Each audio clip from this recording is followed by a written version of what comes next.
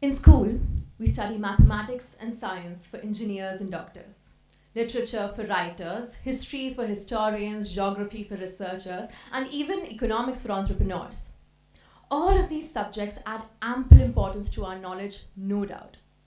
But let's be honest, their practical value is only derived by those who pursue professional careers under them, not by the general public.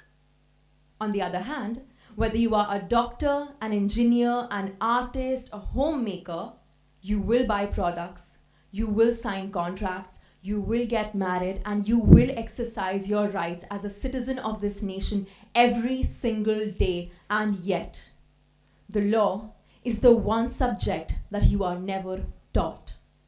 So the youth is forced to learn the law by being punished for breaking rules that they were never even made aware of in the first place. Consider this profound irony. At the age of 18, we hand over to the youth of this nation one of the most powerful tools of a democracy. We give them the right to vote. We tell them that you are now responsible for choosing the leaders of this nation who will then choose the future of this nation itself. And then we move on to give them no help whatsoever in making an informed decision. The lack of basic legal knowledge, like Article 14's equality or Article 19's freedoms, is what keeps us youngsters vulnerable to falling for slogans over substance. We cannot dissect election promises from actual legal realities or question corrupt schemes through the RTI because we were never taught how to. The democracy is said to be of the people, by the people, and for the people, but are said people aware of this fact? These words will remain placeholders in our textbooks and answer sheets until the implementation of legal education makes it a reality. It is this gap that keeps us from truly ever participating in politics. It is what reduces our democracy to a mere spectator sport. A survey by the Center for Developing Societies revealed that 60% of the Indian youth cannot name their basic fundamental rights.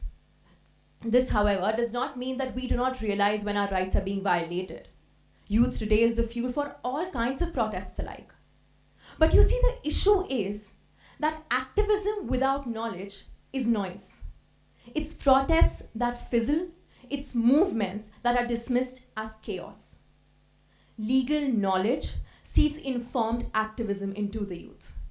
It is what makes sure that this chaos is transformed into movements that abolish Section 377, that help us accept public displays of love, that help us understand the plight of Delhi's stray dogs, and so much more, because an informed citizen is tough to exploit. Today, more than ever before, we need youngsters to understand the law so that tomorrow, when they pick up the newspaper and read an article about an illegal act, they realize that it is not important what background the assailant and the victim came from. What is important is whether the victim was served justice or not, and what role can we play in ensuring that justice is served. So as much respect as I have for the spirit of debate, this is a topic where we need to draw the line. This is a topic that cannot be wasted under scrutiny. The question isn't whether or not legal education needs to be added in the curricula. No. The question is how much longer can we afford not to? Because every year that we delay, we let another generation of youngsters pass out and graduate into the world without understanding the legal realities that they will have to face since day one. This isn't a debate. This is a reform waiting to happen. But I say, let us not wait. Let us not wait for another generation of young voters to understand the Constitution only after important bills have been passed.